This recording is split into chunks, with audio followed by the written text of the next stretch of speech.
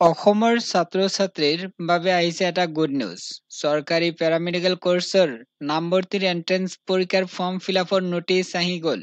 এই ভিডিঅ'ৰ জৰিয়তে ছাত্ৰ-ছাত্ৰীক জনাই দিয়া হ'ব অনলাইন ফৰ্ম ফিলআপ কেতিয়াৰ পৰা কৰিব পাৰিব, তাৰ পিছত লাষ্ট ডেট কেতিয়া, ফৰ্ম ফিলআপ কৰিবলৈ কি পাছ কৰা হ'ব লাগিব, সম্পূৰ্ণ ডিটেইলছ জনাই দিয়া হ'ব। আৰু এটা ইম্পৰ্টেন্ট পইণ্ট জনাই দিব বিচাৰিছো, অসমত যদি চৰকাৰী বা প্ৰাইভেটত পেৰামেডিকেল কোৰ্চত এডমিশ্যন ল'বলৈ যায় তেতিয়াহ'লে এডমিশ্যন লোৱাৰ আগতে এই এন্ট্ৰেন্স পৰীক্ষাটো দিব লাগিব। এই এন্ট্ৰেন্স পৰীক্ষা বাধ্যতামূলক। এন্ট্ৰেন্স পৰীক্ষা নিদিয়াকৈ অসমৰ চৰকাৰী বা প্ৰাইভেটৰ পেৰামেডিকেলৰ ডিগ্ৰী বা ডিপ্ল'মা কোৰ্চত এডমিশ্যন ল'ব নোৱাৰিব। এতিয়া মই সম্পূৰ্ণ ডিটেইলছ জনাম। ইয়াতে উল্লেখ কৰিছে, ইয়াতে তোমালোকে চোৱা, তোমালোকৰ ফৰ্ম ফিলআপ আৰম্ভ হ'ব 2025 চনৰ মে মাহৰ 15 তাৰিখৰ পৰা। আৰু ফৰ্ম ফিলআপৰ লাষ্ট ডেট হ'ল 2025 চনৰ জুন মাহৰ 15 তাৰিখ। আৰু ফৰ্ম ফিলআপ যেতিয়া সম্পূৰ্ণ হ'ব তাৰ পিছত তোমালোকৰ যিটো এন্ট্ৰেন্স পৰীক্ষা হ'ব, জুলাই মাহৰ 6 তাৰিখত এন্ট্ৰেন্স পৰীক্ষা হ'ব। আৰু তোমালোকৰ এন্ট্ৰেন্স পৰীক্ষাৰ এডমিট কাৰ্ড তোমালোকে লাভ কৰিবা জুন মাহৰ 25 তাৰিখৰ পৰা। এতিয়া জনাই দিয়া হ'ব যে পেৰামেডিকেল কোৰ্চৰ ফৰ্ম ফিলআপ কৰিবলৈ কি পাছ কৰা হ'ব লাগিব। ইয়াতে উল্লেখ কৰিছে তোমালোকৰ এইচএছ পাছ কৰা হ'ব লাগিব সায়েন্সৰ পৰা। লগতে তোমালোকৰ ইয়াতে কি বিচাৰিছে, পিচিবি বিচাৰিছে 45 জেনেৰেল কাষ্টৰ। পুনৰ জনাই দিব বিচাৰিছো, তোমালোকে যদি এইচএছ সায়েন্সৰ পৰা পাছ কৰিছা আৰু যদি তোমালোকে জেনেৰেল কাষ্টৰ হয় তেতিয়াহ'লে তোমালোকৰ ফিজিক্স, কেমিষ্ট্ৰি, বায়'লজিত মিনিমাম 45 লাগিব। পিচিবি যদি 45 আছে তেতিয়াহ'লে এপ্লাই কৰিব পাৰিবা।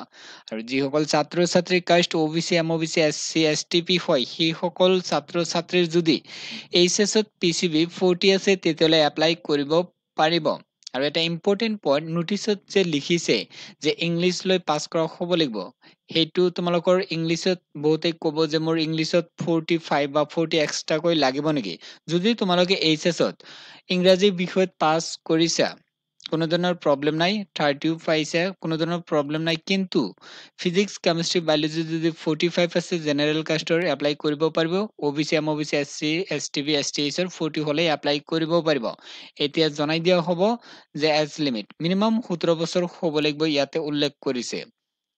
তাৰ পিছত ইয়াতে উল্লেখ কৰিছে তোমালোকৰ এপ্লিকেশ্যন ফি ডিটেইলছ এতিয়ালৈকে দিয়া নাই, এইটো লাষ্ট ইয়াৰ চেচনৰ মতে তোমালোকে জানি লোৱা। এতিয়া মই চোৱা, পেৰামেডিকেল কোৰ্চৰ ডিপ্ল'মা কোৰ্চত 700 আছিল জেনেৰেল কাষ্টৰ, তাৰপিছত এছচি, এছটি, অবিচিৰ 550, দিব্যাংগ কেণ্ডিডেটৰ কোনো ধৰণৰ এপ্লিকেশ্যন ফি নাছিলে।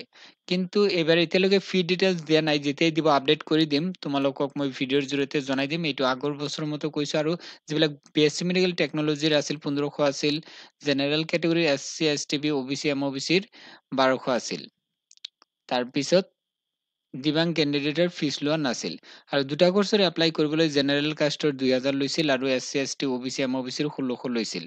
দিব্যাংগ কেণ্ডিডেটৰ ফিজ দিয়া হোৱা নাই, মানে ফিজ লোৱা নাই যোৱা বছৰ। যদি সলনি হয় তোমালোকক জনাই দিম। এতিয়া মই চিলেবাছৰ ডিটেইলছ জনাম।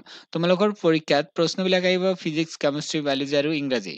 ফিজিক্সৰ পৰা আহিব 25 মাৰ্কৰ, বায়'লজিৰ বুটানি জুলজি আছে সেইবিলাকৰ পৰা আহিব 25, আৰু কেমিষ্ট্ৰিৰ পৰা আহিব 25, আৰু ইংৰাজী গ্ৰামাৰৰ পৰা আহিব 25। টোটেল 100 মাৰ্কৰ পৰীক্ষা হ'ব। পৰীক্ষাত 100 প্ৰশ্ন থাকিব, এটা প্ৰশ্নত 1 নম্বৰ থাকিব, এমচিকিউ টাইপ আহিব। আৰু ইয়াতে উল্লেখ কৰিছে দিনৰ 11টাৰ পৰা পৰীক্ষা হ'ব, তাৰ পিছত 3 ঘণ্টা পৰীক্ষা হ'ব। আৰু তোমালোকৰ প্ৰশ্নবিলাক ক্লাছ 12ৰ কিতাপৰ পৰা আহিব। আৰু তোমালোকৰ বাকী ডিটেইলছ ইয়াতে উল্লেখ কৰিছে। এতিয়া মই জনাম যে পৰীক্ষা ক'ত ক'ত হ'ব। গুৱাহাটী, ডিব্ৰুগড়, শিলচৰ, যোৰহাট, বৰপেটা, তেজপুৰ, ডিফু, লখিমপুৰ, নগাঁও, নলবাৰী, কোকৰাঝাৰ আৰু ধুবুৰীত হ'ব এন্ট্ৰেন্স পৰীক্ষা। তাৰপিছত ইয়াতে কোৰ্চৰ নাম অলৰেডি তোমালোকক জনাই দিয়া হোৱা নাই, মানে স্ক্ৰীনত শ্ব' কৰাই দিছিলো। তোমালোকে এবাৰ কোৰ্চৰ নাম জানি লোৱা। মেডিকেল লেবৰেটৰী টেকনলজি, MLT বুলি কোৱা হয় চমুকৈ। তাৰপিছত মেডিকেল ৰেডিঅ'লজি, আৰু হ'ল imaging technology, cardiac care technology, trauma and emergency technology, ICU technology, OT technology, anaesthesia and critical care technology, blood banking technology, আৰু আছে কি তোমালোকৰ ডায়ালিচিছ টেকনলজি, ফিজিঅথেৰাপি আছে, তাৰপিছত অপট'মেট্ৰি কোৰ্চ আছে। অসমৰ চৰকাৰী যিবিলাক কলেজ আছে, কলেজৰ নাম হ'ল গুৱাহাটী মেডিকেল কলেজ, GMC বুলি কোৱা হয়। আছাম মেডিকেল কলেজ ডিব্ৰুগড়ত আছে, Jorhat medical college Jorhat medical college যোৰহাটত আছে, আৰু শিলচৰ মেডিকেল কলেজ শিলচৰত আছে। 4খন হ'ল চৰকাৰী মেডিকেল কলেজ। ইয়াতে তোমালোকে পঢ়িব পাৰিবা। তাৰপিছত বাকী ইয়াতে ডিটেইলছখিনি আছে। তোমালোকক আৰু এটা ইম্পৰ্টেণ্ট পইণ্ট জনাই দিব বিচাৰিছোঁ। তোমালোকে এন্ট্ৰেন্স পৰীক্ষাৰ যদি কিতাপ ল'ব বিচাৰিছা, BSc nursing, D pharm, B pharm, পেৰামেডিকেলৰ এই কিতাপখন ল'ব পাৰিবা। দুখন কিতাপ দিয়া হ'ব য'ত 6000তকৈ অধিক প্ৰশ্ন উত্তৰ থাকিব। অসমীয়াও থাকিব, ইংৰাজীও থাকিব। ইয়াত চোৱা, ইয়াতে ফিজিক্স, কেমিষ্ট্ৰি, বায়'লজি, ইংৰাজী মানে কাভাৰ কৰি ইয়াতে 2000 প্লাছ প্ৰশ্ন উত্তৰ আছে এছামিছ মিডিয়ামৰ, আৰু এখন দিয়া হ'ব ইয়াতে 4000তকৈ অধিক প্ৰশ্ন আছে ফিজিক্স, কেমিষ্ট্ৰি, বায়'লজি লগতে ইংলিছৰ প্ৰশ্ন উত্তৰ আছে। লগতে চিম্পল কুৱেশ্যন পেপাৰ পাই যাবা তাতে।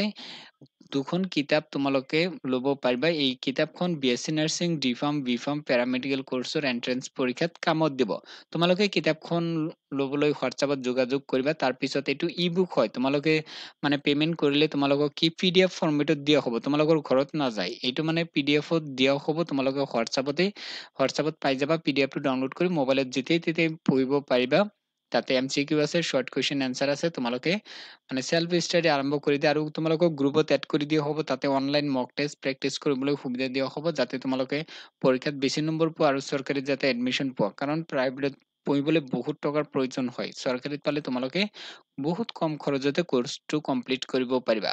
এতিয়া কাম কৰা, এই ভিডিঅ ডেসক্ৰিপশন বক্সত হোৱাটছআপৰ লিংক আছে, বা যিটো নোটিছ আছে সেই নোটিছৰ ডিটেইলছ পাবা। তোমালোকে এবাৰ চেক কৰা।